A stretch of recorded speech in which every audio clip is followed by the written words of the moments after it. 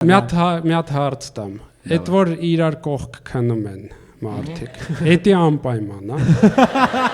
Ես չեմ հասկանում։ Ես շատ համաձայն եմ այս հարցի Ես սաղ կյանքս մենակ եմ քնում, հետո մարդ է գալի, ասում է պարկ եմ, հա։ Միջև կյանքից գնա։ հա, պարկ եմ։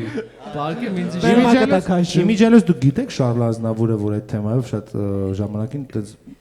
թևավոր մի հատ միտք է ասել։ Ասել է ձեր ամուսնության հաջողության գաղտնիքը ինչու՞մ է, ասում եմ ես ու կինս քնում ենք տարբեր սենյակներում։ Տարբեր մարդկանց հետ։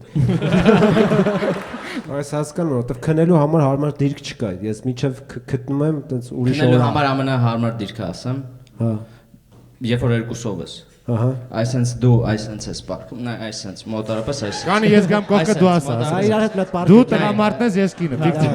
Լուրջ դասեց։ Հետո մենք վերևից ենք նայում։